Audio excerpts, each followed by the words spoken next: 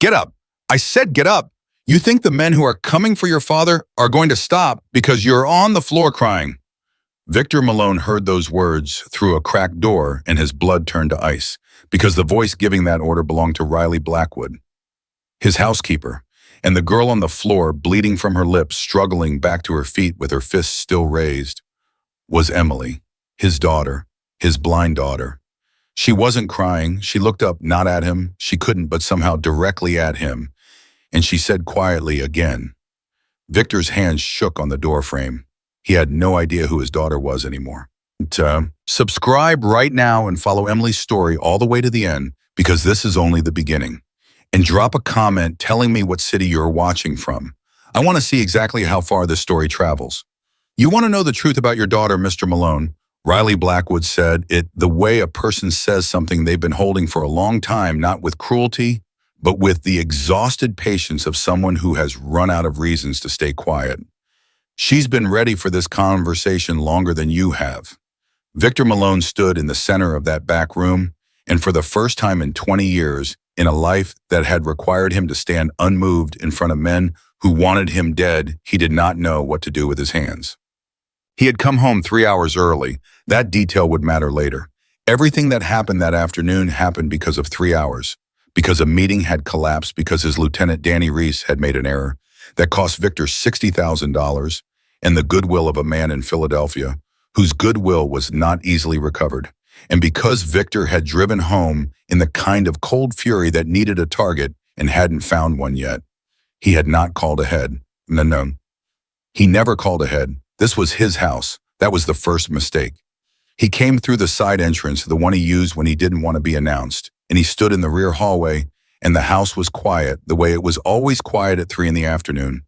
Staff in their routines, Emily in the library, Riley wherever Riley was doing whatever Riley did. He stood there for 30 seconds, and then he heard it.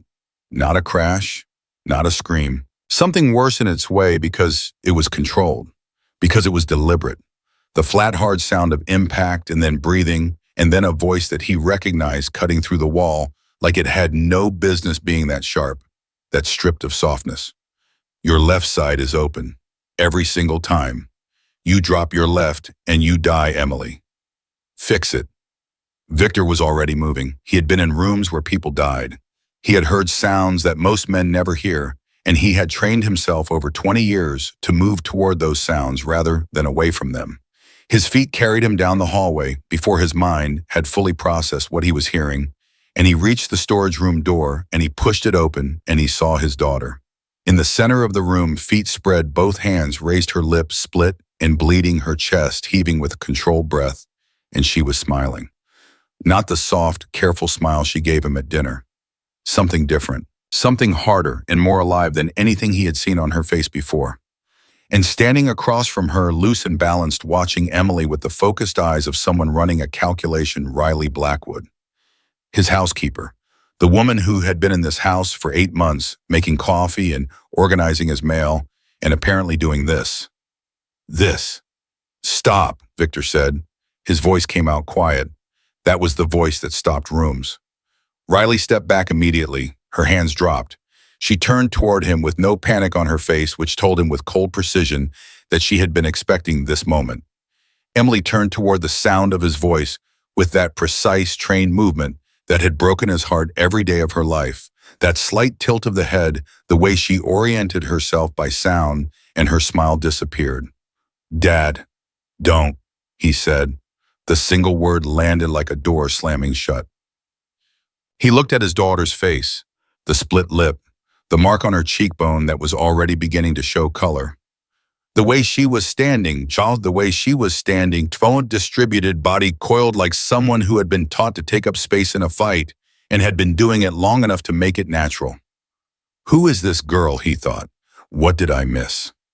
How long, he said to Riley. He still wasn't looking at her. He was looking at Emily. Dad, let me explain, Riley. His voice snapped sideways like a whip. How long? Riley held his gaze. 6 months. The number went through him like something physical. 6 months. 6 months in this house. 6 months of dinners and Sunday afternoons and conversations at the kitchen table, while underneath all of it, his blind daughter being put on the floor, being made to bleed, being trained for something he hadn't sanctioned, hadn't known about, hadn't been allowed to even consider. Get upstairs, he said to Emily. I want to stay, Emily. One word, final. The voice he almost never used with her because he never needed to. She heard it, she recognized it. Her jaw tightened, and he could see the argument assembling itself behind her eyes. She was so much like her mother in that moment that it physically hurt, but she swallowed it, turned, walked past him. Her shoulder brushed his arm as she passed. She didn't say sorry. He noticed. The door closed behind her. Victor crossed the room in 4 steps, and he stopped 2 feet from Riley Blackwood, and he looked at her, really looked the way he's looked at people when he needed to understand exactly what they were. And he said, "You hit my daughter." "Yes," Riley said. No hesitation, no apology wrapped around it. Just the word standing alone. She's blind. She's blind, and she lives in a house that 3 different organized crime families have put under surveillance in the last 14 months. Riley said, and her voice was still even, but something had entered it, something that wasn't quite anger, but was in the same family. She knows that. She's known it for longer than you think. And she came to me, Mr. Malone, because she was terrified not of dying. Not exactly, she was terrified of being useless, of being the thing they used to get to you because she can't stop them. That will never. Carlo Benedetti's daughter was 22 years old, Riley said. The name hit like a fist. Victor went still. He knew that name. He knew exactly what had happened to Carlo Benedetti's daughter. He knew it because it had been used as a message, a specific, deliberate message aimed at men exactly like Victor Malone. A message about daughters, about what they were worth to men who wanted to send one. She told you about that, he said. She told me she overheard you talking about it. She was 14. Riley's voice dropped slightly. She never told you she knew.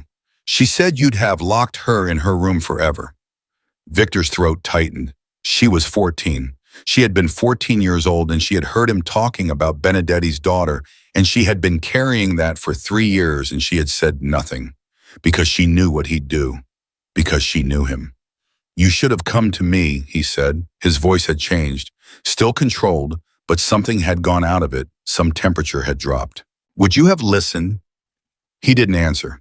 Emily said you wouldn't, Riley said. I disagreed with her for the record. I thought you deserved the chance. She said. Riley paused, and something crossed her face that might have been respect. She said, he'll hear me, he just won't listen. There's a difference.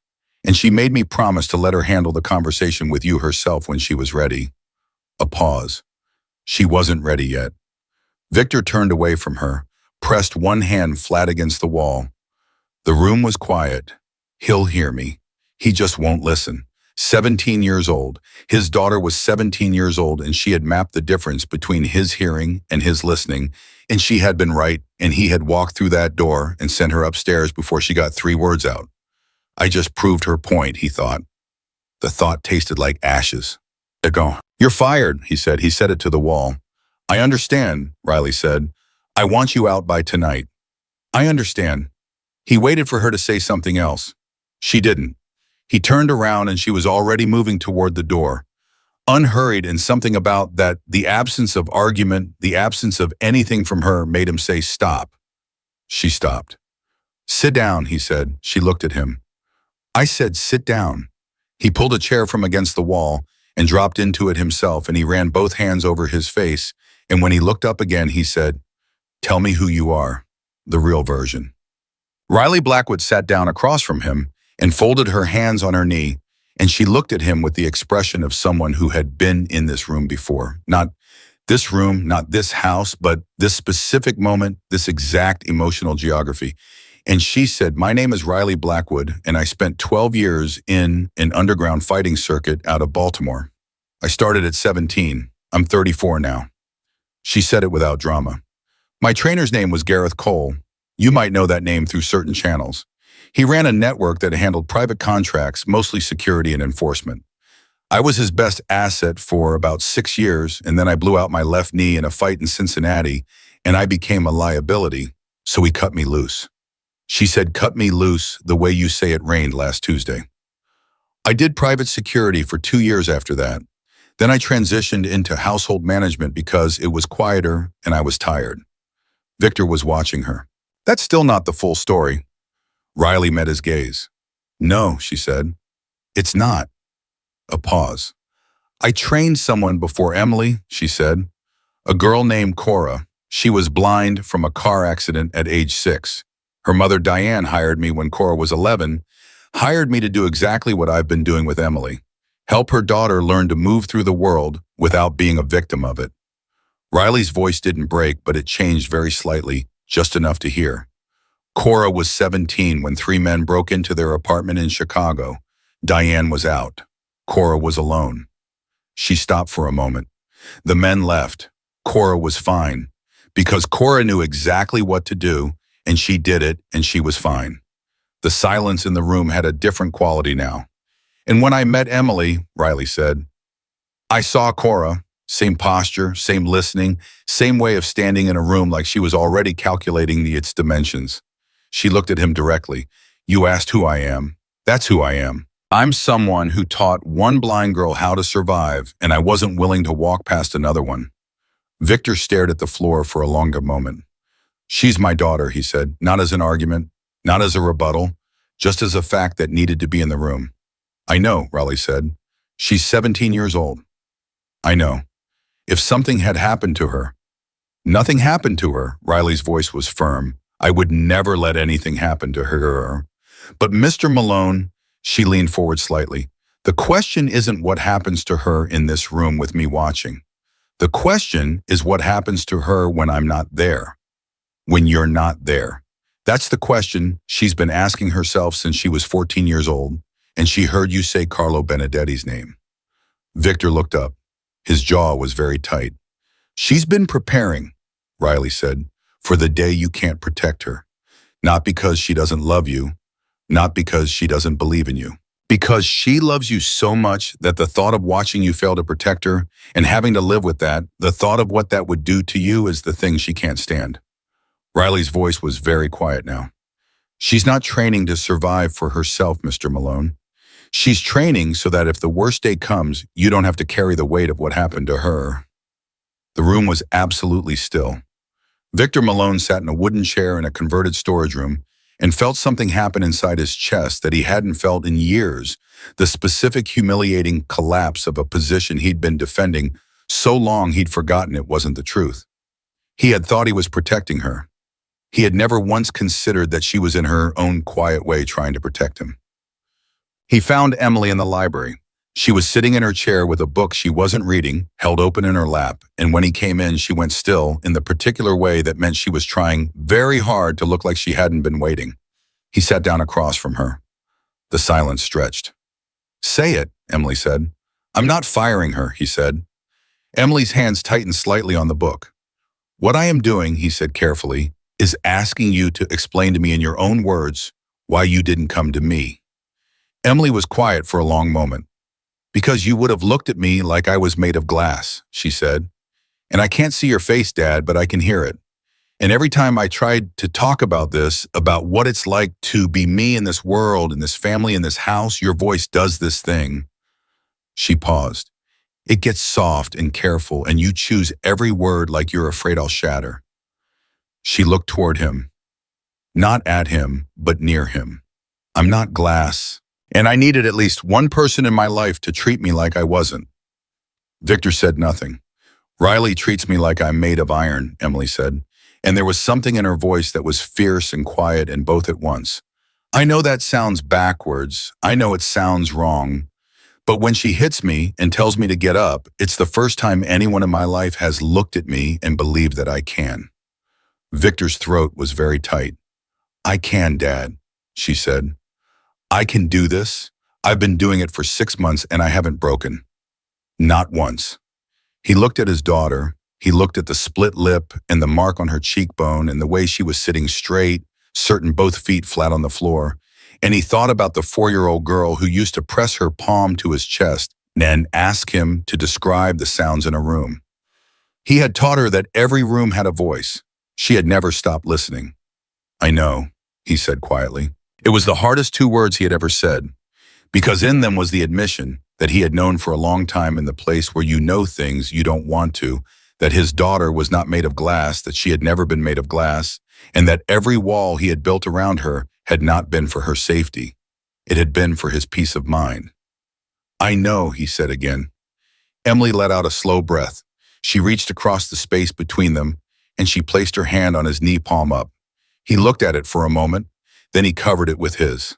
They sat there in the library without speaking while the afternoon light moved across the floor and the house settled around them, and Victor Malone began very slowly and with a considerable pain to revise everything he thought he knew about who his daughter was. And somewhere at the back of his mind, behind the grief, behind the pride, behind the complicated and unresolvable love of a man who had spent 17 years building a fortress around a person who had decided quietly and without his permission to become something that didn't need one, was a thought that would not leave him alone.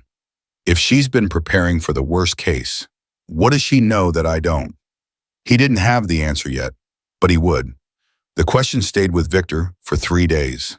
He didn't ask it out loud. He didn't go back to Riley with a list of demands or set Emily down for another conversation. He simply moved through his house differently, more slowly, more carefully, the way a man moves when he realizes the floor he's been walking on has always been thinner than he thought. He listened. That was what he did now. He listened to his house the way his daughter had always listened to it, and what he heard changed things. He heard Emily in the back hallway at 6 in the morning moving without a cane, her feet finding the path with a certainty that had nothing to do with memory and everything to do with training. He heard the low exchange of voices from the converted storage room and met 10 Riley's clipped instructions, Emily's concentrated silence, and then the sound of movement that was nothing like stumbling and everything like intent. He heard his daughter laugh once, a real laugh, short and sharp, the kind she made when something surprised her in a good way, and the laugh came from that room, and it was followed by Riley saying, "Again, and this time mean it," and Emily saying, "I did mean it," and Riley saying, "Then mean it more." He stood in the hallway and listened and did not go in. That was the second thing he changed. He did not go in. What he did instead was call a man named Gerald Fitch. Gerald Fitch had worked for Victor for 11 years. His official title on the paperwork that existed in certain places was Director of Security Operations, which was a clean and unremarkable phrase for a job that was anything but. Gerald was 56 years old, completely bald, and possessed of a specific talent, the talent of finding out things that people had worked very hard to prevent anyone from finding out. Victor called him from the office at 7 in the morning and said 4 words, "Riley Blackwood, full history." Gerald said, "How deep?" Victor said, "To the bottom." Gerald called back in 18 hours. Victor took the call standing up, which was something he did when he expected the information to require that. "Your housekeeper," Gerald said, and his voice had a quality in it that Victor recognized, the careful tone of a man about to say something that doesn't add up the way it should. "Has a spotless record. Background check holds clean. References are genuine. Work history checks out." A pause. But, Victor said, "she spent 11 months at a rehabilitation center in Maryland between the Chicago position and the Connecticut one. The kind of center that doesn't advertise. The kind that gets you in through referrals from very specific types of employers." Another pause. "The referral in her file came from a man named Gareth Cole." Victor was quiet for a moment. "She told me about Cole." "Then she didn't tell you everything," Gerald said, "because Cole's organization didn't just run a fight circuit, Victor. The circuit was the front. What he actually ran was a private intelligence and enforcement operation that serviced about a dozen families on the eastern seaboard, including," a brief pause, heavy and deliberate, "including the Kavanaugh family out of Boston." Victor's hand tightened on the phone. The Kavanaughs. He knew that name the way you know the name of a storm that already took your roof off once, with the specific physical memory of what it cost you. 3 years ago, the Kavanaughs had made a move on 2 of Victor's distribution routes in Connecticut. It had been resolved, bloodlessly more or less, with the kind of negotiated settlement that required everyone to swallow something they didn't want to swallow and smile while doing it. It was resolved. He had thought it was resolved. "Are you telling me," Victor said very carefully, "that Riley Blackwood has a connection to the Kavanaughs?" "I'm telling you she had a connection," Gerald said, past tense as best I can determine. She left Cole's organization under circumstances that aren't fully clear, and the rehab center she went to afterward, the referral from Cole, that's either Cole taking care of someone he valued or Cole managing someone he needed to keep quiet. He let that sit for a second. I don't know which one yet. Find out, Victor said. Already on it. Gerald paused one more time. I'm up. Victor, the Kavanaughs have been quiet for 3 years. I know. People like the Kavanaughs don't go quiet because they gave up. I know that too, Victor said. He ended the call. He stood in his office in the early morning, and the house was just beginning to come alive around him. The sounds of staff in the kitchen, the distant movement of footsteps upstairs. And he stood there and he felt the particular cold clarity of a man who has just realized that two separate problems he thought were unconnected might be the same problem wearing different faces. He went to find Riley. She was in the kitchen and she looked up when he came in and she read his face in about 1 second flat, which told him something about her, about the specific skill set required to read a room that fast without knowing what was in it. And she set down what she was holding and she said, "What did you find, Gareth Cole?" he said. Something moved through Riley's face. Not guilt, not fear, something older than both of those. "You had me investigated." "Of course I did. I would have told you. You would have told me what you decided I needed to know," Victor said. "That's different." He sat down at the kitchen table without being invited. The Kavanaugh family. Riley was quiet for a long moment. Then she pulled out a chair and sat down across from him, and she folded her hands on the table and she said, "What exactly did your person find that Cole worked for them, that you worked for Cole?" "That's accurate. And I left," Riley said. Her voice was flat. "I left because of what they asked me to do. I left because there were things I won't do, and Cole knew that when he hired me, and for 6 years it wasn't a problem, and then it became a problem, and I left." She met his eyes. "The rehab center wasn't because Cole was taking care of me. It was because he needed me somewhere contained and quiet while he decided what to do about the fact that I knew things he didn't want known." "What kind of things?" Victor said. Riley looked at him. "The kind that would matter to you," she said carefully. Victor leaned forward. "Riley, the Kavanaughs aren't done with you," she said. And there it was, the thing she had been carrying, the actual weight of it finally set down on the table between them. "That's why I'm here. It's not what you're thinking. I'm not here for them. I'm here because of them. I found out 3 months before I came to work for you that they were planning a move. A specific kind of move." She stopped. "The kind that involves daughters." The kitchen was very quiet. "Say that again," Victor said. "A year before I applied to this house, I was still doing occasional contract work for Cole's network. Cleanup mostly, information handling, and I was in a room where 2 men were discussing a new contract for the Kavanaughs, a contract specifically involving your household, specifically involving Emily." Riley's voice was steady and quiet, and it was the steadiness of someone who has rehearsed this conversation many times in private and always known it was going to be terrible. "I didn't take the contract. I walked out, and then I spent 6 months finding a way into this house that didn't look like finding a way into this house." Victor stood up. The chair scraped back hard. He was on his feet, and the blood was loud in his ears, and he said, "You came here knowing I came here to protect her," Riley said, and for the first time her voice cracked just slightly, just once, like something under pressure giving a millimeter.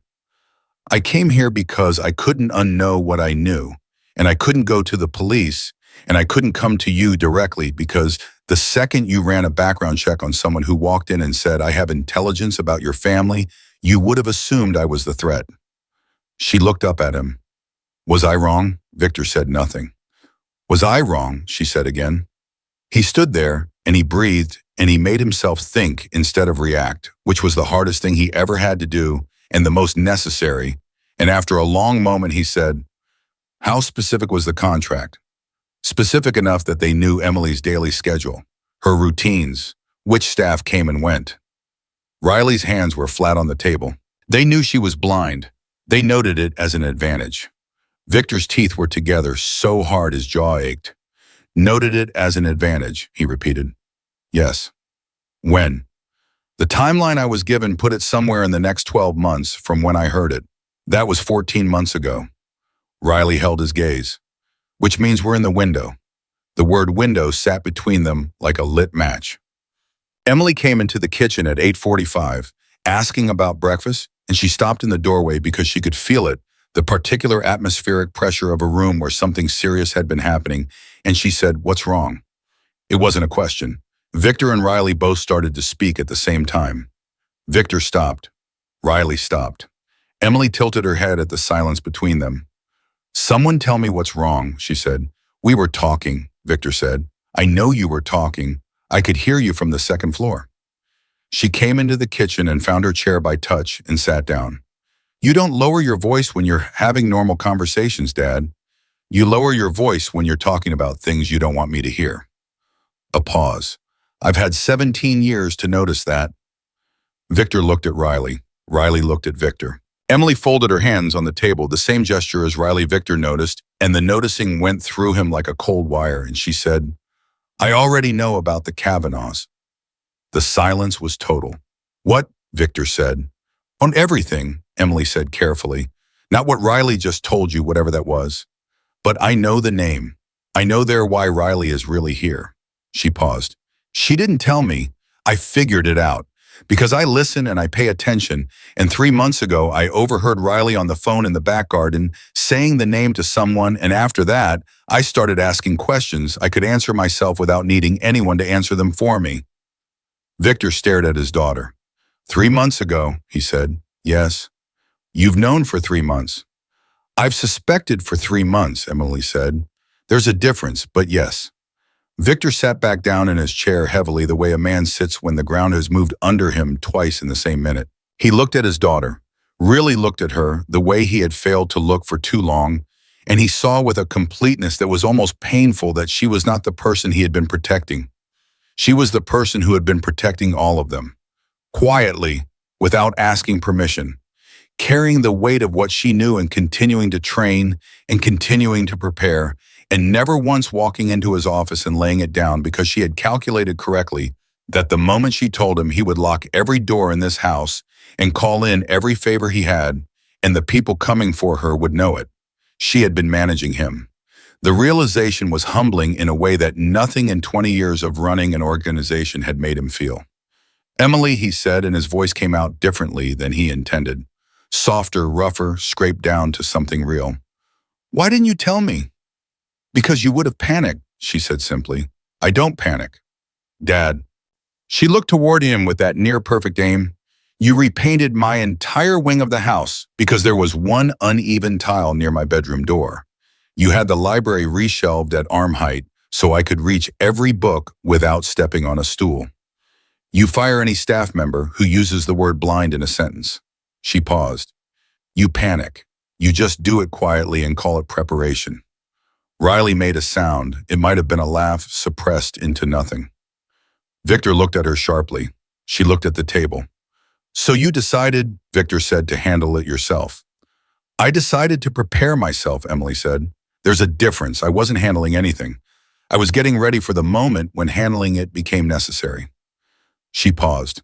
"And I was hoping that between you and Riley and me, when that moment came, we would all be ready together." She stopped. "Is that moment now?" Victor looked at Riley. Riley said, "Not yet, but close." Emily nodded once. Like someone receiving a piece of data they had already assumed was coming and had simply been waiting to have confirmed. "Okay," she said. "Just okay. Flat, steady, grounded, like a soldier receiving a deployment date." Victor had to look away. The next 72 hours moved fast. Gerald Fitch came to the house for the first time. Victor rarely brought his people to the house, but the geometry of what he was dealing with had changed, and the house was now the safest place for the conversation that needed to happen. Gerald arrived at 9 in the morning, and he sat across from Victor, and he laid out what he had in the clean, clipped language he used for reports, and what he laid out was this: the Kavanaugh family had, over the past 8 months, quietly repositioned 3 of their people to the greater metropolitan area. Clean identities, service industry cover, nothing that tripped a wire on its own. But together, Gerald said, the positioning makes a pattern, and the pattern points here. Timeline, Victor said.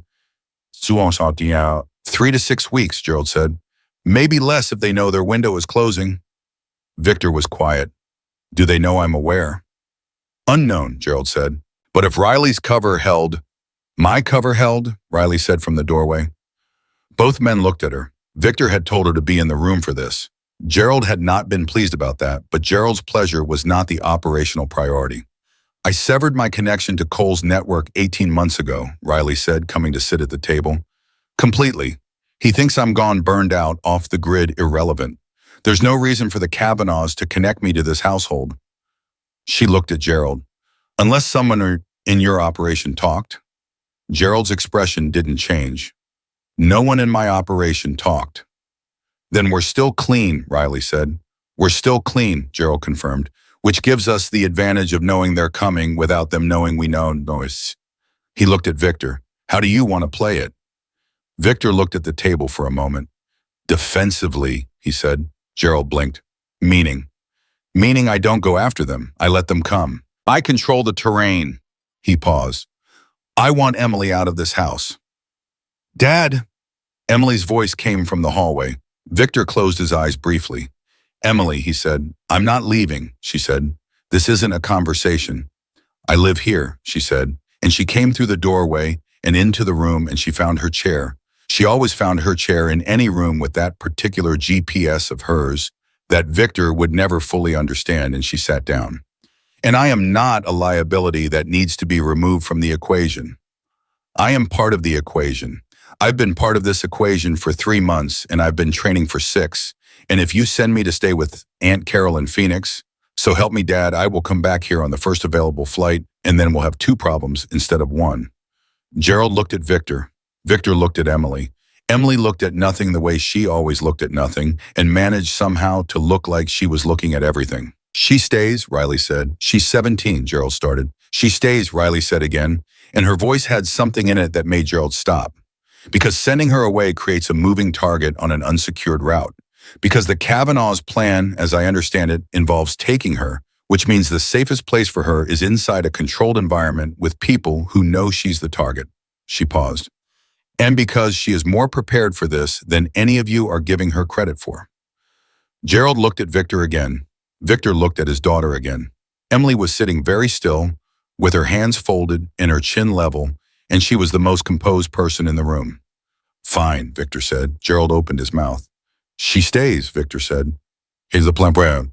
What came next was the part that Victor hadn't expected. He had expected logistics, movement schedules, perimeter adjustments, the dry machinery of threat response that he had engaged a dozen times before in various forms. He knew how to do that. He was very good at that. What he had not expected was sitting at the kitchen table at 11 o'clock at night, across from his daughter, both of them unable to sleep, and having the conversation that neither of them had ever been able to have before. It started with Emily saying, "Are you scared?" And Victor, who had been about to say no with the reflexive ease of 20 years of practice, said instead, "Yes." Emily absorbed this.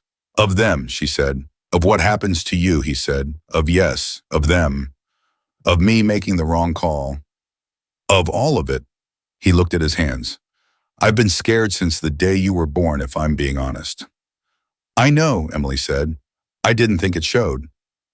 "Dad," she said gently, "it showed in everything. Every tile you changed and every shelf you moved and every time you said my name in that voice, that soft, careful voice like the word itself might break something." She paused. "I don't say that to criticize you. I say it because I want you to know I always felt it. I always knew how much you loved me." She reached across the table and her hand found his without fumbling because she always knew exactly where he was. "I just needed you to love me differently." Victor's throat closed. "Differently how?" he managed. "Like I was strong," she said. "Not instead of loving me, while loving me." She squeezed his hand once. "Riley does both. She hits me and tells me to get up, and she also sometimes, when she thinks I can't tell, she stands at the door for an extra second after training is done, just to make sure I'm okay. She doesn't say anything, she just stands there." Emily's voice was quiet. "I can hear her breathing. I know she's checking." She paused. That's what I needed, both at the same time, the hardness and the checking. Victor stared at his daughter's hand on his. All these years, all this distance he had created with his love, with the specific weight of it, and she had found in a woman he'd almost fired on sight, the thing she had been trying to get from him all along. He didn't know whether to feel relieved or destroyed. He felt both. I'm going to try, he said. I know, Emily said. I don't know how good I'll be at it.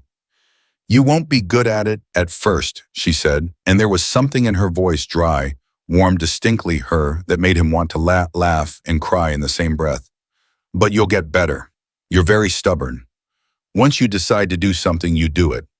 She tilted her head. That's also something I got from you. He covered her hand with his other hand. They sat there in the kitchen, in the quiet of midnight, with the threat of the Kavanaughs sitting somewhere just outside the radius of their sight, and Victor Malone, Mafia Boss, architect of 20 years of carefully maintained power man, who had never admitted to fear in a room with another person, sat with his blind daughter and held her hand and said nothing. It was the most honest conversation he had ever had. And somewhere in the house, Riley Blackwood stood in the hallway outside the kitchen door and listened to the silence of it, and she didn't say a word. She just stood there, making sure they were okay. The plan had a name. Gerald called it a containment protocol, which was the kind of clean, bureaucratic language that made violent things sound manageable. Victor called it what it was. They were going to let the Kavanaughs walk into the house, and then they were going to close the door behind them. It was a good plan. Victor had run variations of it before in different contexts with different players. The logic was sound. Control the terrain, control the outcome. Let the threat come to you rather than chasing it into open ground where variables multiplied. He had explained this to his people, to Gerald, to the 3 men he quietly repositioned inside the household staff over the next 4 days. Everyone understood the plan.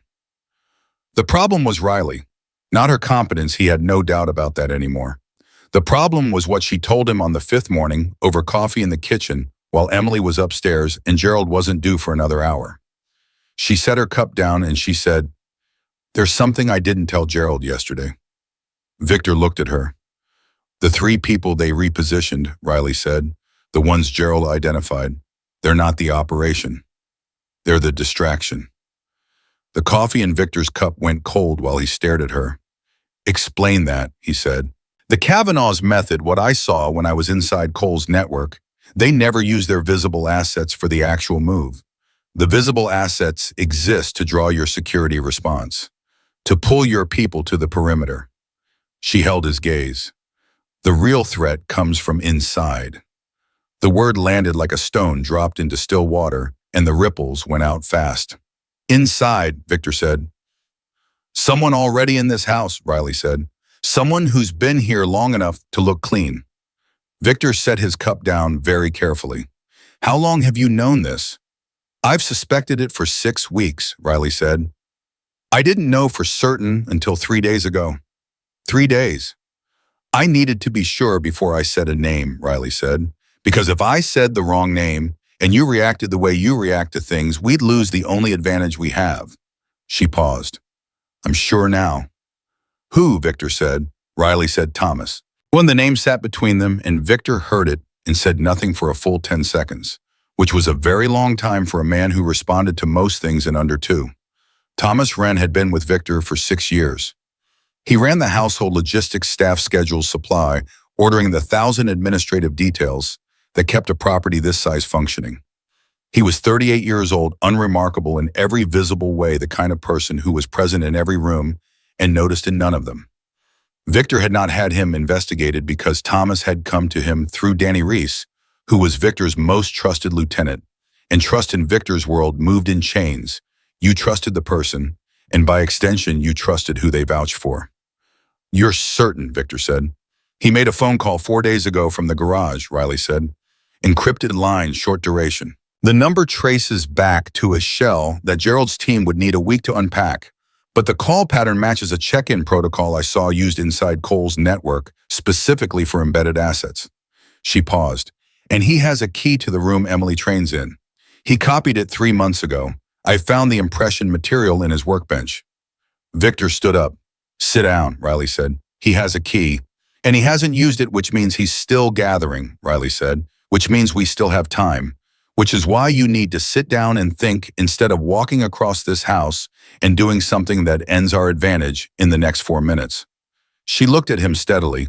Sit down, Mr. Malone. He sat down. His hands were flat on the table and his jaw was hard, and he was doing the thing she had come to recognize: the internal calculation, the suppression of reaction in favor of strategy. And she waited while he did it, because she had learned in the past 2 weeks that Victor Malone was actually very good at this. He just needed the 30 seconds to get there. We don't touch Ian, Victor said. No. We let him report. We let him report what we want him to report, Riley said. We control what he sees. We control what the Kavanaughs think they know. She paused. We use him to set the table exactly the way we want it. Victor looked at her for a long moment. You've done this before, he said. Yes, she said, against people like me. The question was honest, and it deserved an honest answer, and Riley gave it one. Yes, she said, a long time ago, against people like you. The kitchen was very quiet. And now you're doing it for me, he said. Now I'm doing it for Emily, she said. You happen to be in the same house. Something shifted in Victor's expression, not quite a smile, but the nearest thing to one she had seen from him. It lasted about a second. Then it was gone, and he was back to the calculation. Does Emily know about Thomas? He said. No, keep it that way. Agreed, Riley said. Victor picked up his phone and called Gerald. Emily knew something had shifted. She couldn't have told you exactly how she knew it was the accumulation of small things, the particular texture of the house over the next 48 hours. Her father's footsteps moving faster in the mornings. Riley's voice dropping below its normal register when she gave instructions during training. The way Thomas, who usually acknowledged her with a brief good morning when their paths crossed in the hallway, had gone quiet. Not absent, he was still present, still in his routines, but the specific quality of his presence had changed the way a sound changes when the room around it changes, even if the sound itself stays the same. She didn't say anything. She trained. She ate dinner with her father, and she answered his questions, and she asked him about his day with genuine interest, because she was genuinely interested, and she watched in the way she watched things without eyes, with everything else the way he was changing. He was different with her. Not softer exactly. Less careful. He stopped editing himself in the ways he always had stopped choosing words with that particular caution, stopped steering conversations away from the edges of things. He talked to her about real things, about the business in general terms that she understood he was calibrating carefully but that were real nonetheless, about her mother once briefly in a way he had never permitted himself before, about what he was afraid of, not frequently, not easily, but enough. Enough that the air between them had changed from the thin, managed quality of careful love into something that breathed. On the 6th day, she said, "Tell me about Thomas." Her father was quiet for exactly 2 seconds too long. "What about Thomas?" he said. "Something changed with him," Emily said, 4 or 5 days ago. "And since then, you and Riley have been doing the thing where you talk normally, but the content is different, like you're performing a version of normal for an audience." She paused. "Is he the inside person?" Victor exhaled slowly through his nose. "I told Riley to keep that from you," he said. "Riley didn't tell me," Emily said. "I told you I pay attention. Thomas used to walk past my door on his morning rounds at 7:45, regular as a clock. For the last 5 days, he's been doing it at 7:42, 3 minutes early, like he's trying to catch something." She tilted her head. 3 minutes doesn't sound like much, but it's a shift in pattern. And people only shift patterns when something makes them nervous or when they're looking for something. She paused. "Has he found it yet?" Another silence. "No," Victor said. "Good," Emily said. "Then we still have time." She paused. "What's the plan?" Victor looked at his daughter across the dinner table, and he thought about what he had believed she was 6 weeks ago. Fragile, protected, kept carefully on the safe side of every door. And then he thought about who she actually was, and he said, "We're letting him think he has better access than he does. Riley has been feeding him a training schedule that puts you in the East Wing at specific times. The East Wing has 3 additional security assets that Thomas doesn't know about. And when the Kavanaughs move on the schedule, he gives them," Emily said. They'll walk into the wrong room, Victor said. Emily was quiet for a moment. And what room will I actually be in? The secure room on the sub-level, Victor said, with two of Gerald's people. Emily's chin came up slightly. That's a box, she said. That's putting me in a box with two strangers while everyone else handles what's coming. That's keeping you safe. Dad, she said. Her voice was not loud. It didn't need to be. We just spent 2 weeks talking about what it means to love me differently. And now when it actually matters, the plan is to put me in a room and lock the door. She paused. That's the same plan you have always had. You just moved the room. Victor said nothing. I'm not saying I should be in the middle of it, Emily said. I'm not reckless, whatever you might think. I'm saying that a box is not a plan. If something goes wrong, if their people get past yours and they come for the sub-level, which they will, because they are not amateurs, I need to be able to move. I need options. She leaned forward. Let Riley be with me, not Gerald's people. Riley. Victor looked at her. Riley knows how I move, Emily said. Gerald's people will try to protect me the way you always have. Riley will fight with me. She paused. There's a difference. The word difference again. His daughter lived in differences that other people couldn't see. I'll talk to Riley, he said, and thank you, Emily said. She picked up her fork and resumed eating with the calm of someone who had said what needed to be said and was now finished with the conversation, and Victor stared at her for a moment, and then he very slowly did the same. Thomas Wren made his call 8 days in on a Tuesday night. Gerald's team intercepted it, not the content, the line was too clean for that, but the duration and the signal pattern confirmed what Riley had already told them. 12 minutes, long enough for a full operational briefing. After that, the 3 Kavanaugh assets that Gerald had been watching went active. Small movements, a change in parking routine for one of them, a different coffee shop for another. The kind of micro adjustments that meant a timeline had been confirmed and people were getting into position. Gerald came to the house Wednesday morning and he said, 72 hours, maybe less. Victor nodded. Thomas, he said. Still in place, Gerald said, behaving normally. Good, Victor said. Let him keep behaving normally. Gerald looked at the table for a moment. Victor, the sub-level plan, Emily in containment with Riley, is the plan, Victor said. She's a 17-year-old girl who has been training for 6 months with someone who knows more about hand-to-hand combat than anyone in your employ, Victor said, and who has a better understanding of what's coming than most of the people in this operation. He met Gerald's eyes. She stays with Riley. That's not a discussion. Gerald pressed his lips together and said nothing. Riley found Emily that evening in the back room, their room now, the room where everything had started, and Emily was moving through a sequence on her own, slow and deliberate, the way she did when she was thinking through something physical that she needed her body to process. So, Riley leaned against the wall and watched.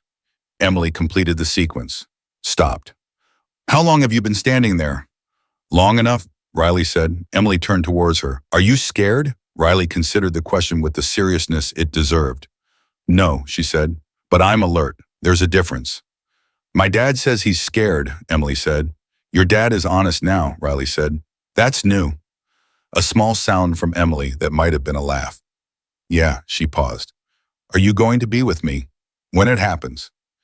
Yes, Riley said. No qualification. No, I'll try, or that's the plan. Just yes. Emily absorbed this, nodded once. Riley, she said, I want to tell you something. Okay. When you first started training me, Emily said, the first week I was terrified, not of the training. I was terrified that you were going to be like everyone else, that you were going to see me fall once and decide I was too fragile and go easy on me. She paused. And you didn't. No, Riley said. You hit me harder the second time, Emily said. You needed me to. I know. Emily's hands were loose at her sides. I need you to know that those 6 months is what you did, what you gave me. I don't have language for what that is. It's not just training. You gave me back something I didn't know I'd lost. She stopped. I didn't know what it felt like to be taken seriously until you took me in seriously. And now I can't unknow it. The room was quiet. Riley had been a fighter and an operative and a woman who had moved through the world with her exits mapped and her feelings managed, and she stood against that wall, and she felt something happen in her chest that she would not have been able to name cleanly. But that was in the neighborhood of the kind of love that surprises you. Not romantic, not parental, but the fierce and specific love of someone who recognizes another person clearly and is recognized in return. You gave me something back too, Riley said. Her voice was even. I came here to protect you. I thought that was what this was, a job I was doing for reasons that had nothing to do with you specifically. She paused. I was wrong about that. You're one of the most remarkable people I've ever trained. And I've trained a lot of people. Better than Cora, Emily said. Riley smiled. Different than Cora. Cora was defensive. She learned to protect herself, and that was what she needed. She paused. You're not defensive, you're offensive. You don't just learn how to respond, you learn how to dictate the terms. She looked at Emily. You're going to be extraordinary. Whatever happens after this, when all of this is done, you are going to do things that nobody in your life is currently imagining. Emily stood with that for a moment. My dad's imagining them, she said quietly. I think now.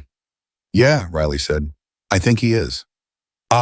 The night before it happened, Victor couldn't sleep again. He sat in his office in the dark, not for the same reason as before, not with the confused grief of a man revising his understanding of his daughter, but with the sharp, specific vigilance of someone who has done everything he can do and now has to wait. He had checked and rechecked every element of the response. Gerald's people were positioned. Thomas Wren was being watched with the careful and visible attention of someone who didn't know he was a clock that was being let to run down. The East Wing staging was clean. The sub-level access had been reinforced. He had done everything. What he couldn't do was stop his mind from running the calculations. He didn't want to run the ones that started with what if and ended somewhere. He refused to let them go. His phone buzzed. A text from Emily. 11:47 p.m. Stop calculating. You taught me that too. He stared at the screen. He typed back, how did you know I was doing that? Her response came in under 10 seconds. Because it's what you always do, and right now it's not useful. A pause and then a second message. Get some sleep, Dad. I need you sharp tomorrow. Not scared, sharp. He read that twice. Sharp, not scared, sharp. He put the phone down. He thought about a girl who had known since the age of 14 that the world was coming for her, who had spent 3 years managing that knowledge alone before she found one person willing to help her do something about it, who had, with a precision and a patience that he recognized as entirely his own, constructed a version of herself that the world would not be able to break. She hadn't done it because she was fearless. She had told him she was scared. She had been scared for years. She had been scared, and she had trained anyway, and that was the difference between fear and defeat, and his daughter had always known the difference. He picked up his phone again and typed sharp. Got it. Good night, Em. She sent back one word. Good night. And then after a second message. Love you. He stared at it. He typed love you too. He put the phone down and he leaned back in his chair and he let himself feel it, the full, unmanaged weight of loving someone so much that it could flatten you if you let it. And then he did what she had told him to do. He set it down. He got sharp. He went to sleep. At 3:14 in the morning, Gerald Fitch sent a single text to Victor's phone. 2 words, no punctuation.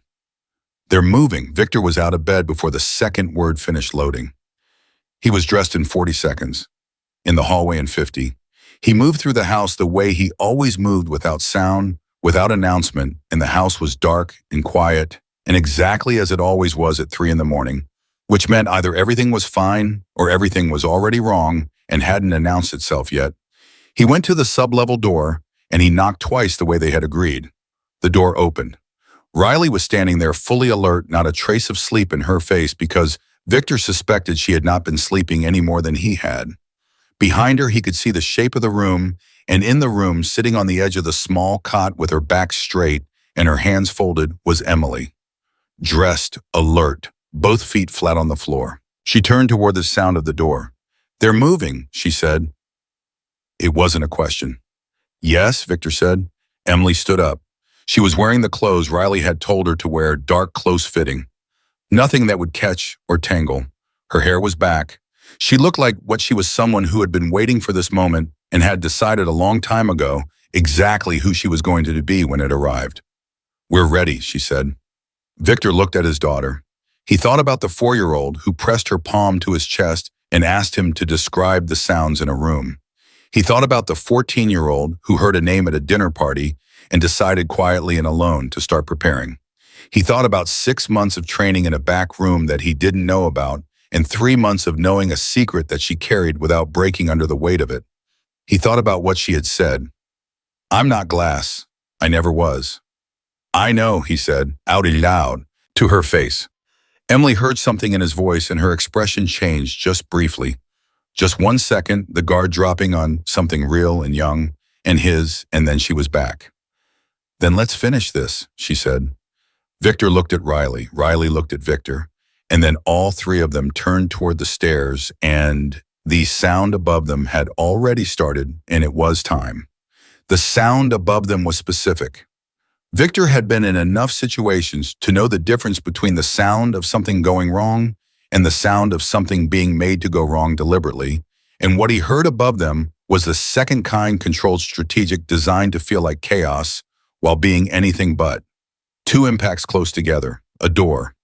Voices that were pitched just loud enough to carry through the floor, which meant they were meant to carry through the floor, which meant Gerald's people were engaging the East Wing exactly as planned. Which meant the distraction had started, which meant the real threat was somewhere else. "Sub-level door," Riley said immediately. She didn't raise her voice. She was already moving to the left side of the entrance, her body positioning itself between Emily and the stairwell with the automatic efficiency of someone who had done this math before the situation required it. They'll test it in the next 4 minutes. They know where it is. Thomas would have confirmed the location. "Gerald's people," Victor started. "Are busy," Riley said. "By design." She looked at him. "This is where we find out if the plan was good enough." Victor pulled his phone. One text to Gerald's sub-level. "Now." Gerald's response came back in 11 seconds. 2 minutes out. Hold. 2 minutes. Victor looked at Emily. She was standing exactly where she had been standing when he'd opened the door, back straight, feet planted, hands loose at her sides. She was listening. Her head was tilted at the angle he had come to recognize as her highest concentration. The angle that meant she was pulling in every sound in a 50-foot radius and organizing it into a map that only she could read. "There are 2 of them," she said quietly, "coming from the east side of the sub-level corridor." "Not the stairwell," she paused. "There's a service access point on that side, behind the boiler housing." Victor stared at her. "How do you—" "I've been in this sub-level every day for 2 weeks, Emily said. "I know every sound it makes." She turned her head slightly. "They're moving slow, trying not to make noise, which means they don't know I can hear them." Riley was already repositioning. "Victor, take the door. Do not open it. If it moves, brace it." She looked at Emily. "With me." "Riley," Victor said. 2 minutes, Riley said, and her voice was the voice she used in the training room, not unkind, but absolutely without room for argument. "Gerald is 2 minutes out. We hold for 2 minutes, that's all." She looked at him directly. "Trust the plan." Victor pressed his back against the door. He had spent 20 years being the person in the room who made the calls. He had never in 20 years been the person holding a door while someone else handled what was on the other side of a problem. The feeling was extraordinary in how bad it was. Every instinct he had was pulling him toward action, toward the corridor, toward the specific sound of movement that Emily had identified, and that he could now hear himself a faint, careful displacement of air and metal that he would not have caught without being told to listen for it. He held the door. He watched Riley move Emily to the far corner of the room, and he watched his daughter go without resistance, and he watched Riley take a position that was not in front of Emily but beside her, shoulder to shoulder, like a partner rather than a shield. And something about that arrangement, the way it honored what his daughter was, instead of what he had always insisted she was, tightened his throat. Then the service panel moved. It happened fast. The panel came open and the first man through was large and moving low, and he had the practiced efficiency of someone who had done this kind of entry many times, and he cleared the panel and came upright, and his eyes went to the corner where Riley and Emily were standing, and he said something into his collar. One word of confirmation, and then the second man came through behind him. Victor came off the door. He crossed the room in 3 steps, and he hit the first man before the first man had fully registered that Victor was in motion, which was the specific advantage of a man who had spent 20 years making sure that the people around him always underestimated his willingness to get physical. The first man went down hard. The second man turned, and Victor had the geometry wrong. For a second, the second man was faster than expected. Younger, and he got his arm up, and the exchange that followed was brief and ugly and painful, and ended with Victor against the wall, and his shoulder screaming, and the second man realizing too late that being against a wall was actually what Victor had been maneuvering him toward, and the wall was unforgiving, and the second man's head introduced itself to it at speed, and that was that. Silence. Victor stood breathing hard. He looked up. Riley was across the room also breathing hard, and the first man was on the floor in a configuration that meant he was not going to be a problem in the immediate future. And Emily was standing exactly where Riley had placed her feet, planted, hands up absolutely still. And when Victor looked at her, he saw what she was doing. She hadn't fought. She had been positioned where she couldn't help too far from the action, and she had not moved because she had understood in the second the panel opened that the most useful thing she could do was stay exactly where Riley had put her and not add a variable to a situation that already had enough of them. That understanding, that specific disciplined intelligence, was so entirely unlike the fragile girl he had spent 17 years protecting that he had to take a second to absorb it. "Clear," Riley said. Emily lowered her hands. Gerald's team came through the stairwell door 45 seconds later, which was 1 minute and 15 seconds faster than the 2-minute estimate, and Gerald himself was first through the door, and he took in the 2 men on the floor, and Victor against the wall, and Riley in the center of the room, and Emily in the corner, and he said with the expression of a man who has learned to accept surprising information without comment, "You're all okay." "We're fine," Victor said. His shoulder disagreed loudly. He ignored it. Gerald looked at the 2 men on the floor. Then he looked at Victor. "The East Wing is contained. Thomas is in custody." He paused. "The 3 outside assets are handled." Victor nodded. Gerald looked at Emily. Something crossed his face, the careful recalibration of a man updating an assumption he'd been wrong about. He said nothing, but he looked at her differently than he had ever looked at her before. Emily, who couldn't see his face but could almost certainly hear the shift in his silence, said, "Told you." Gerald looked at Victor. Victor said, "She did." The debrief happened in the main room upstairs, and it happened fast because there were logistics to manage and people to move in a timeline that didn't care about the emotional weight of the previous 4 hours. Gerald ran it with his usual clean efficiency. 3 Kavanaugh assets neutralized. Thomas Wren in secure custody pending a conversation that would determine exactly how much he knew and who else in Victor's network had been compromised. The operation as executed had worked. What Gerald didn't say, what he didn't need to say, because it was present in everything he wasn't saying, was that the operation had worked because of information they should have been working with weeks earlier. Because Riley had known about Thomas for 6 weeks and had needed 6 weeks to be certain, and in those 6 weeks the Kavanaughs had gotten into position and the window had nearly closed. Victor knew this. He had done the math.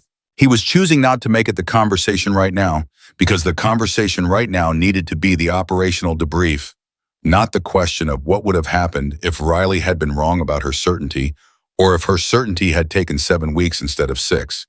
That conversation would happen. Just not at 4 in the morning with Gerald in the room. He waited until Gerald left. Emily had been sitting on the couch for the past 20 minutes, and the way she sat when she was processing, not still exactly but contained her energy, turned inward, her fingers moving slightly against her knee in the rhythm Victor had recognized years ago as the rhythm of her thinking. Riley was at the window. "I need to ask you something," Victor said to Riley. "Yes," Riley said before he asked it. He looked at her. Yes, I should have told you sooner about Thomas," she said. "I know that's the question." She turned from the window. "And my answer is the same as before. I needed to be certain. The cost of being wrong about Thomas was higher than the cost of being right 6 weeks later, rather than 6 weeks earlier." She held his gaze. "It was a judgment call. I made it. I'd make it the same way again." "You could have trusted me with the uncertainty," Victor said. Riley was quiet for a moment. Could I have, she said, 3 weeks ago, could I have come to you with a suspicion about a man you've employed for 6 years and had you hear it as a suspicion rather than a confirmed threat? Could you have sat on that information without acting on it prematurely? The silence answered for him. That's not an attack, Riley said. That's an honest question, and it has an honest answer. She paused. You're getting better at sitting with uncertainty. You weren't there 3 weeks ago, Emily said from the couch quietly. She's right, Dad. Victor looked at his daughter. She is, Emily said. 3 weeks ago, you would have confronted Thomas the same day, and everything would have unraveled. She paused. You've changed, but it took time. And Riley was working with who you were, not who you're becoming. Victor sat down in the chair across from his daughter. He thought about that, about the gap between who he had been and who he was becoming, and the person who had decided with a combination of practical intelligence and something that might be called faith to work with the former while waiting for the latter. I'm going to be angry about this for a few more days, he said. I know, Riley said, and then I'm going to stop being angry about it. I know that too, Riley said. A pause. For what it's worth, I'm sorry. Not for the decision, for the fact that the decision existed at all. I'm sorry I was ever in a position where I had to make it. Victor looked at her. I know, he said. It was the same 2 words he had used with Emily in the library in what now felt like a different lifetime. He was using them differently now, not with the gutted admission of a man revising himself, but with the settled weight of someone who had absorbed a hard thing and was choosing to put it down.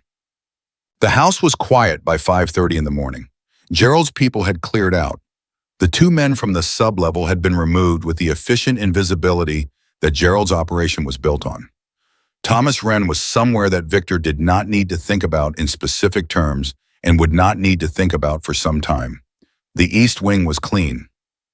The Kavanaugh problem, this iteration of it, at least was over. What was left was 3 people in a house that felt different than it had 8 hours ago. Not emptier, different. The way a room feels different after a window has been opened in it for the first time.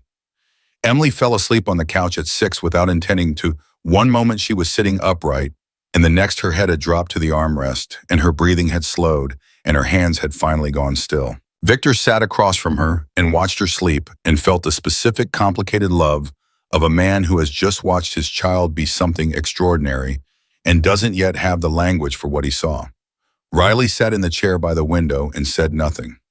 After a while, Victor said, What happens now? With the Kavanaughs, Riley said. With all of it. Riley looked at the sleeping Emily and then at Victor. The Kavanaughs will know this operation failed. They'll recalibrate. They won't move again quickly. They'll go quiet for 6 to 18 months while they figure out what went wrong and who they lost. She paused. Gerald will be working on the larger network in the meantime. You'll have time. That's not what I was asking, Victor said. Riley looked at him. I was asking about you, he said, and Emily, and this. He gestured at the room, at the 2 of them, at the space that had been transformed by everything that had happened in it. What happens now? Riley was quiet for a long moment. What do you want to happen? She said. The question surprised him, not because it was unexpected Riley asked direct questions, he had learned that, but because he had an answer ready, which meant he had already been thinking about it, which meant some part of him had already decided. I want you to stay, he said. Riley looked at him steadily. Not because I need the security on the road, he said. Not because Emily needs the training, although she does, and I want that to continue, but because he stopped, organized himself. You are the first person who has walked into this house and told me the truth about my own daughter, about my own failures, I suppose. And you did it without cruelty and without an agenda other than protecting her. And I have been in this world for 20 years, and I can count the people who have done something like that on no hands. He paused. I want you to stay because you're the best thing that has happened to this family in a very long time. And I recognize that that's a complicated thing to say to an employee. Riley was very still. I'm not sure employee is still the right word, she said carefully. No, Victor said, it isn't. The quiet between them was not uncomfortable. It was the quiet of two people who have been through something together and are standing on the other side of it, figuring out what the other side is. I'll stay, Riley said. For now, as long as Emily needs what I can give her. She paused. And I want to be clear about something. Go ahead. What I told Emily in training, that she's exceptional, that she's going to do things people aren't imagining, I meant that. She is not someone who is going to stay in this house and learn to defend herself and call that the end of it. She has an appetite for something larger. Riley looked at the sleeping girl. You need to be ready for that. She is going to want a life that goes beyond this world, beyond your world. She looked back at Victor. And when she asks for it, and she will ask for it, I need you to let her have it. Victor looked at his daughter, the girl who had memorized every sound in a room, who had been training in secret for 6 months, who had managed a crisis at 17 with more composure than men twice her age, who had told him with complete calm that she was part of the equation. I know, he said. You say that, Riley said. Not accusatory, just honest. I'm working on meaning it, he said. Riley almost smiled. Good enough, she said. Emily woke up at 7:40, and the first thing she said, without sitting up, without moving, was, "Is it over?"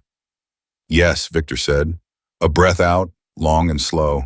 Then she sat up, found her bearings, turned toward his voice. Thomas, she said. Handled? The Kavanaughs handled for now. She absorbed this, nodded. Riley's staying, Victor said. Emily turned toward Riley's chair. I know, Emily said. Victor looked at her. How? Because she was still here when I woke up, Emily said. And she didn't have her going somewhere energy. She had her staying energy. She paused. I know the difference. Riley said nothing, but something in her face opened just slightly. Emily stood up and stretched, and she was 17 years old, and she had just spent a night surviving something that most adults would not have survived with their composure intact. And she looked in this moment both very young and absolutely ancient, both things at once, in the way that only people who have been tested genuinely become. She walked to where Victor was sitting, and she stood in front of him, and he looked up at her, and she reached out and found his face with her hand, something she hadn't done since she was very small, since the years before she decided she was too old for it, and she held his face in her palm. For just a moment, the way you hold something you are checking is still real. We did it, she said. Yeah, Victor said. His voice was rougher than he intended. We did. Together, she said, not as a boast, as a fact, as the identification of something that had changed permanently and could not be unchanged. Together, he said. She lowered her hand, turned. I want breakfast, she said. I want eggs and I want toast, and I want someone to make coffee that is actually strong for once, because the coffee in this house is always terrible, and I have been too polite to say so for 6 months. Riley laughed, a real one surprised out of her. Victor stared at his daughter.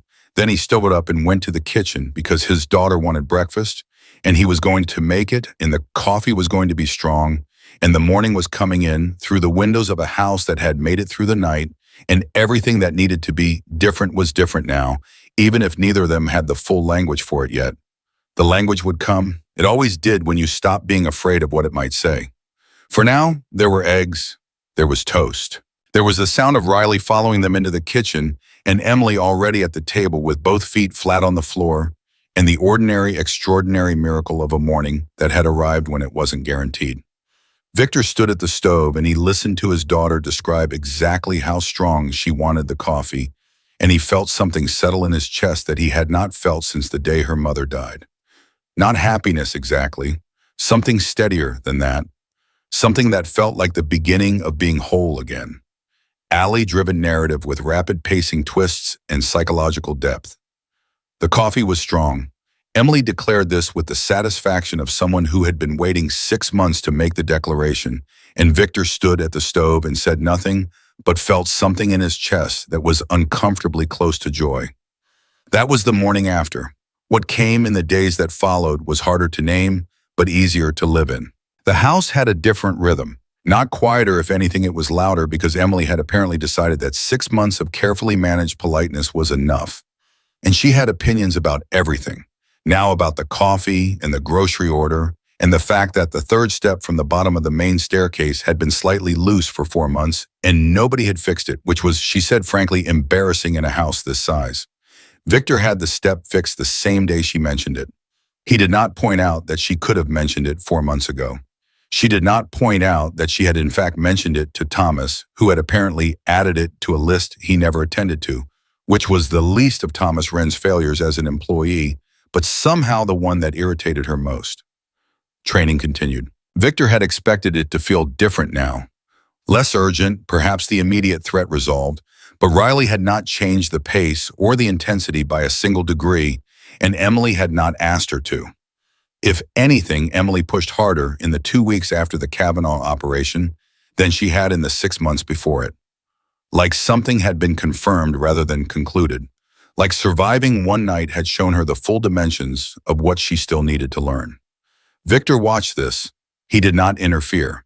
He was learning slowly and with significant effort to watch his daughter do hard things without trying to make them easier. He was getting better at it. He was not yet good at it. That distinction mattered to him now. Before, he would have called the effort the same as the result. He was learning, they weren't. It was Gerald who told him first. 16 days after the operation, Gerald came to the house for a follow-up debrief, and he stayed after the operational conversation was done, and he said, "I need to tell you something that isn't about the Kavanaughs." Victor looked at him. "It's about Riley," Gerald said. Something tightened in Victor's chest, not fear exactly. The particular alertness of a man who has recently learned that the information he doesn't have is usually the information that matters most. "Tell me," he said. "When I ran her background after the operation deeper than before with everything she'd told us as context, I found something I missed the first time." Gerald set a folder on the table. Victor didn't open it. He looked at Gerald. "Cole's network didn't just cut her loose when she refused the Kavanaugh contract," Gerald said. "He put a flag on her, a professional flag, the kind that circulates in specific channels to indicate that a former asset is a liability." He paused. "The flag has been active for 14 months, which means every organization that moves in the same space as Cole's network has known for 14 months that Riley Blackwood is a loose end that hasn't been resolved." Victor's jaw tightened. Meaning Cole has been patient," Gerald said. "Meaning he let her come here, let her do what she came to do because having her inside your household while there was an active Kavanaugh contract against you was useful to him. It kept her occupied. It kept her visible." Gerald's voice stayed level. The Kavanaughs were a client. The operation failing is a problem for him. And now that it's failed, the flag on Riley is going to move from patient to active. "He's going to come for her," Victor said. "He's going to send someone for her," Gerald said. "Cole doesn't come himself, but yes." A pause. "Victor, she may not know how active the flag is. She knew she was burned when she left. She told you that. But the specific elevation of the flag in the past 16 days since the operation failed is new, and she doesn't have the network access to know about it." Victor stood up. Gerald said, "How do you want to handle it?" "I'm going to talk to her," Victor said. And then I'm going to handle it," Victor said. The simplicity of the sentence was the answer. Gerald heard it and nodded and closed the folder and left. Riley was in the back room when Victor found her. Emily wasn't there. She was upstairs on a call with her academic tutor, a routine they had resumed after the operation with Emily's insistence that falling behind on her coursework was not an acceptable casualty of attempted kidnapping, and Riley was alone moving through a form at half speed, the kind of slow, deliberate repetition that was less about the body and more about the mind. She stopped when he came in. She read his face. 1 second. "Gerald found something," she said. "The flag Cole put on you," Victor said. "It went active 16 days ago." Riley went very still. "You didn't know," Victor said. "I knew it existed," she said carefully. "I didn't know the level." "Active means Cole has moved from containing the liability to resolving it," Victor said. Gerald's language. "I think you know what it means operationally." Riley set down what she was holding. She turned toward the window. The specific movement of someone who needs a second before they trust their face to another person. And she stood there and Victor watched her absorb it, Watch the particular process of a person who is used to managing danger alone, recalibrating to the fact that they are no longer alone. How long, she said. Gerald thinks weeks, Victor said. Maybe less. The operation failing accelerated Cole's timeline. You were useful to him as long as the Kavanaugh job was alive. Now you're just the person who knows what you know. Riley was quiet. Riley wished, Victor said. She turned back from the window. Her face was composed in the way that faces are composed when composure is costing something. I brought this to your door, she said. You brought yourself to my door, Victor said. Cole brought this. That's a generous reading. It's the accurate one, Victor said, and I'm not interested in the other one right now. He crossed the room and stopped a few feet from her, and he said, You are in my house. You are part of this family, whether or not either of us has said that plainly enough. And someone is coming for you. He paused. So tell me what you need, and I will make sure you have it. Riley looked at him. For a moment, something moved across her face that she did not manage fast enough. Something young and exhausted and deeply unused to being offered exactly what it needed. And then she recovered and said, I need to know everything Gerald has on Cole's current operational structure. Names, positions, methods. I know parts of it from 14 months ago. I need the current picture. Done, Victor said. What else? I need Emily to know, Riley said. Victor didn't expect that. He was quiet for a second. Why? Because she'll figure it out anyway, Riley said. Same way she figures out everything else. And if she finds out I knew and didn't tell her, it'll damage something between us that I'm not willing to damage. She met his eyes. She deserves to know. Victor thought about his daughter upstairs, about the girl who had known about the Kavanaughs for 3 months and carried it silently because she calculated that telling him would make things worse, about the lesson he had been learning imperfectly and with effort since the afternoon he walked through a door and found his world rearranged. Okay, he said. Tonight, Riley said. Tonight, Victor said. Emily took it the way she took most things in silence first, and then with questions so precise they functioned like a scalpel cutting directly to the part of the situation that mattered. Cole's organization, she said. How big? Gerald estimates 40 to 60 active assets, Victor said. But the relevant number is the people he'll send specifically for Riley. 2 to 3. He doesn't use large teams for this kind of work. He uses specialists. Specialists, Emily repeated. Then to Riley, people who know you. People who've worked alongside me, Riley said, who know how I think, how I move. A pause. That's the complication. Cole wouldn't send strangers for someone like me. He'd send people I've trained with, people I know. Emily was quiet for a moment. That means they know your patterns. Yes, and your patterns are what you taught me. Riley looked at her. Emily. I'm not saying I can fight them, Emily said quickly. I'm saying that if they know your patterns, and your patterns are what I've been training in, then I have a different blind spot than you do. She paused. I might see something coming that you'd reflexively not see, because they won't be accounting for me. She turned toward Victor. Right, Victor looked at his daughter. Then he looked at Riley. Riley's expression had shifted into something he recognized from the training room, the specific look she got when Emily did something that surprised her, which was a look of fierce, reluctant, undeniable pride. Right, Riley said quietly. Then we plan together, Emily said. All 3 of us, same as before. She folded her hands on the table. Agreed. Victor said, agreed. Riley said, agreed. Emily nodded once. Then let's start. The planning took 4 days. Gerald was part of it, reluctantly expanding his operational circle to include a blind 17-year-old who asked better questions than most of his people, a fact he chose not to comment on, but which Victor noticed him noticing. What emerged from the 4 days was not a trap exactly. It was more accurate to call it a correction. They were not going to wait for Cole's people to find Riley. They were going to make it easy for Cole's people to find Riley in a place and at a time of their choosing, with a specific and carefully constructed picture of what they would find when they got there. Emily's contribution to the plan was the piece that none of the others had thought of, and it came from a direction none of them had been looking. She said it on the 3rd day quietly in the middle of a conversation about positioning. The reason Cole's people will be confident when they find her is because they know how she thinks. They'll have a picture in their head of Riley alone off network, no longer connected to a protective structure. She paused. What if we let them keep that picture all the way to the moment of contact, and then the picture changes? Gerald said, meaning what exactly?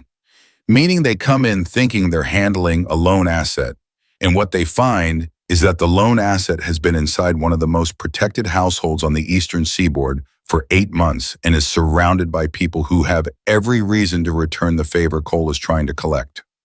She paused. The surprise isn't a trap. The surprise is the context. The fact that Riley isn't alone, that she's never been alone since the day she came here. The room was quiet. Riley was looking at Emily. Cole will expect me to run, Riley said slowly, when I know he's coming.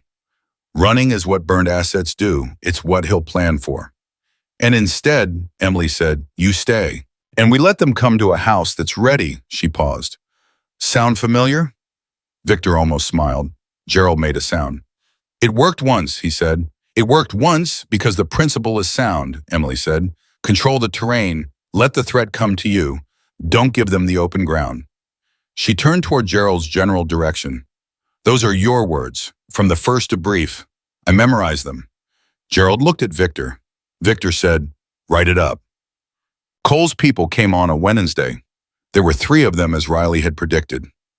Gerald's network picked up their approach, 48 hours out, 2 men and a woman, clean identities, traveling separately, converging on the city from 3 different directions, with a careful choreography of people who had done this before and were good at it. Riley knew one of them. His name was Patrick Marsh, and he had trained under Cole for 9 years, and he was, by Riley's account, the most dangerous person Cole employed, because he was patient in a way that most dangerous people aren't. He could wait longer than you expected him to wait, and then move faster than you expected him to move. And the gap between those 2 things was where he won. He will want to talk to me first, Riley told Victor the morning it happened. Before anything else. He'll want to know if I can be brought back in rather than resolved. That's Cole's preference, reclaiming assets over losing them. Talking first is Patrick's method. And when the talking doesn't go the way he wants, Victor said. It moves fast, Riley said. How fast? Seconds, Riley said. Victor nodded. Then we don't let the talking start. It has to start, Riley said. If we move before contact is established, Cole gets a report that says his assets disappeared without confirmation. He sends more. We need him to get a report that says the operation was attempted, failed completely, and the asset is no longer viable as a target because of the protective structure she's inside. She paused. We need Cole to decide this isn't worth the pound on. That means letting the conversation get far enough for Patrick to see exactly what we are. And then closing it, Victor said. And then closing it, Riley said. The meeting, if you could call it, that happened in the front room of the house, which was Gerald's preference because it had the most managed sightlines and the least number of variables. Patrick Marsh walked in at 2 in the afternoon with the unhurried ease of a man who believed he was the most dangerous thing in whatever room he entered, and he sat down across from Riley, and he looked at her with the specific expression of someone who was conducting an assessment and finding it more complicated than expected. He looked at Victor, at Gerald's people positioned with the studied casualness of men who were not casual, at the architecture of the room which communicated in the silent language that professionals read without thinking that this was not a lone asset's unprotected location, but the interior of a structure that had anticipated exactly this visit. He looked back at Riley. You built something here, he said. I didn't build it, Riley said. I joined it. Patrick was quiet for a moment. Cole isn't going to like this. Cole doesn't have to like it, Riley said. Cole has to decide whether the cost of continuing this particular conversation is worth what it'll cost him. And I think you already know the answer to that, Patrick. I think that's what you're doing right now, running that calculation.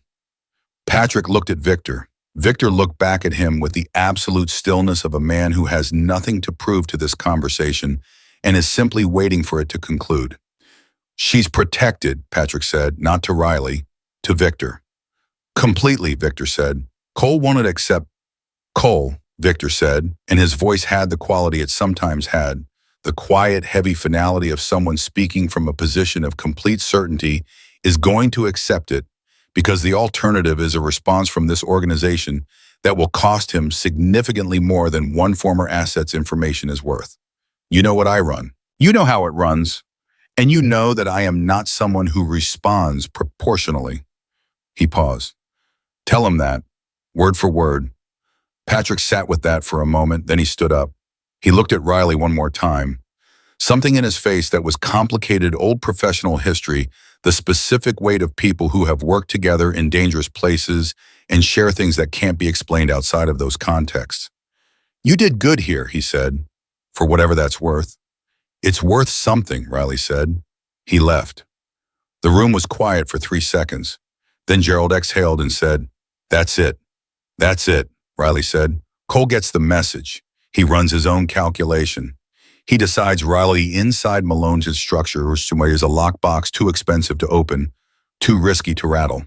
She paused. He moves on. "You're certain," Gerald said. "I know Cole," Riley said. "He's practical above everything. Sentiment doesn't drive him. Loss of investment does. And going after me now costs him in 4 different directions with no guaranteed return." She looked at Gerald. "He'll move on." She was right. Gerald's network confirmed it. 6 days later, Cole's assets had dispersed. The flag had been dropped, and the particular machinery that had been oriented toward Riley Blackwood had been redirected elsewhere. It was not a warm conclusion. It was a business decision made by a practical man who was cutting his losses. But in Victor's world, a business decision that ended in your favor was as good as a victory. Sometimes it was better. Victories attracted attention. Business decisions that quietly resolved themselves attracted nothing. 3 weeks later, on a Tuesday morning, Emily came to find Victor in his office. She stood in the doorway still, that habit always knowing where the exit was, and she said, "I want to talk to you about something." "Sit down," he said. She sat. "I've been thinking," she said, "about what comes next. For me, not next week. I mean the larger next." She folded her hands. "I want to go to college." Victor had been expecting this conversation. Riley had told him it was coming, had told him weeks ago, had told him to be ready for it, had told him that when Emily asked for the larger life, he needed to let her have it. He had thought he was ready. He was discovering, sitting across from his daughter in his office, with the morning coming through the windows, that being ready and being okay with it were 2 different things. "Where?" he said. His voice was steady. He was proud of that. "I've been researching programs," Emily said. "Criminal justice and public policy. There's a program at Georgetown." She paused. "I know what you're thinking. You're blind." "Georgetown has extensive accessibility resources," Emily said immediately. "I've already spoken to their admissions office. I've already spoken to their disability services coordinator. I have a detailed accommodations plan drafted." She paused. "I've been researching this for 4 months. 4 months before the Kavanaughs, before any of the nights that had changed things. She had been quietly researching her own future while simultaneously managing everything else because that was who she was, because that was the girl who had decided at 14 to prepare for whatever was coming and had never stopped preparing. "Criminal justice," Victor said, "and public policy," Emily said. "I want to understand the systems, how they work, why they fail, what it costs when they do." A pause. "I've grown up inside one version of those systems. I want to understand the others." Victor was quiet for a long moment. He thought about everything he'd spent 17 years trying to protect her from. And he thought about the fact that she was sitting across from him, having prepared, researched, and planned her entire departure, with the same precision she applied to everything, leaving him nothing to object to except his own fear. She had learned that from him too. "Riley thinks this is a good idea," he said. "Riley thinks it's a great idea," Emily said. "She told me to tell you she'll fight you on it if you say no." A pause. Her words, not mine. Victor looked at his daughter. She was looking toward him with that near-perfect aim, and she was 17 years old, and she was the most competent person in most rooms she entered, and she wanted Georgetown, and public policy, and a life that was her own, and he had no language left for saying no to that. He had used up all his language for no. "Okay," he said. Emily blinked. "Okay. Okay," he said again. "If you get in, you go." Emily was very still for a moment. Then she said, That's it, just okay. What were you expecting? An argument, she said. A list of conditions. A security assessment. She paused. At least a long pause. I paused internally, Victor said. Emily laughed. A real one, the short surprised laugh she made when something caught her completely off guard, and the sound of it in his office on a Tuesday morning was the best thing Victor Malone had heard in longer than he could accurately measure. Thank you, she said. Don't thank me, he said. You would have found a way to go regardless. Probably, she said. But I would have preferred not to. She paused. I wanted you to say yes. I needed you to say yes. She looked toward him. There's a difference. He had taught her that too, the difference between needing and wanting, between tolerance and permission, between love that held on and love that opened its hands. He was only now understanding the full weight of what he'd passed on. Riley was in the kitchen when Emily came downstairs and Emily said, he said yes, and Riley set down her coffee cup and said, I know, and Emily said, you already talked to him. And Riley said, I may have laid some groundwork. And Emily said, you told him you'd fight him. And Riley said, I told him you'd fight him. I just said I'd help. Emily stood there for a moment. Then she crossed the kitchen and she put her arms around Riley Blackwood and she held on. And Riley, who had come to this house with her exits mapped and her feelings managed and her history folded neatly into a story she could control, put her arms around Emily and held on back, and neither of them said anything because nothing needed to be said. Victor stood in the hallway outside the kitchen and he saw this and he did not go in. He stood there and he let himself feel the full weight of it. This woman who had come into his house through the side door of deception and stayed through the front door of truth, who had done for his daughter what he had not known how to do, who had handed him back a version of Emily that was real and complete, and nothing like the fragile construct he'd been so carefully maintaining, and he felt cleanly and, without ambiguity, grateful. Not indebted, not obligated, grateful. The uncomplicated, humbling gratitude of someone who has been given something they didn't know they needed until they had it. He went back to his office. He sat down. He picked up his phone and he did something he had been turning over for 3 weeks and had not yet done. He called Gerald. The protection flag we have on Riley, he said when Gerald picked up. The one from our side, the asset designation we've been running since she disclosed the Kavanaugh intelligence. Yes, Gerald said. Change the designation, Victor said. To what? Victor thought about a woman who had walked into his house to protect a girl she didn't know who had taken hits and given them and told him hard truths and stayed when she could have run and had never not once asked for anything except the chance to do what she came to do. Family, he said. Gerald was quiet for a second. That's not a standard designation. Make it one, Victor said, for this file. He paused. She stays as long as she wants to stay. She goes where she wants to go. If anyone called the Kavanaughs, anyone moves toward her, we respond the same way we would respond if they moved toward Emily or me. He paused. That's the designation. Write it up. Understood, Gerald said. Victor hung up. He sat in his office in the morning light, and the house was alive around him. Emily's voice from the kitchen, bright and unhesitating. Riley's lower response, the sound of the house being a house full of people who had chosen to be in it. And Victor Malone, who had spent 20 years building walls around the things he loved, felt the strange and necessary peace of a man who has finally learned that love is not a fortress. It is not a locked room or a softened edge or a carefully managed distance between the people you need and the world that wants to reach them. It is the willingness to stand beside them in the full weight of whatever's coming. To say you are not glass, you have never been glass. And whatever this world sends, we face it the same way we faced everything else. Together. That was the word his daughter had put on the table the morning after the hardest night of both their lives. And he had said it back to her, and it had been true then, and it was true now, and it would be true past every version of the future he could imagine. Together, Victor Malone had walked into a storage room one afternoon, expecting to find a housekeeper and a disaster, and instead he had found the two most honest people in his life, showing him without apology and without softness and with complete and ferocious love exactly who his daughter was. He had not been ready for it. He was ready now. And in the kitchen down the hall, his daughter laughed again, that short, real, unstoppable laugh, and the sound of it moved through the house like light through a room where all the windows had finally been opened, and Victor sat in the middle of it and did not try to contain it or manage it or protect himself from the feeling of it. He simply let it in. That was the whole story. That was all of it. A man who had spent a lifetime building walls, finally learning that the strongest thing he could do was open a door, and finding on the other side of it that the people he loved had been ready to walk through it the whole time. They had just been waiting for him to get out of the way.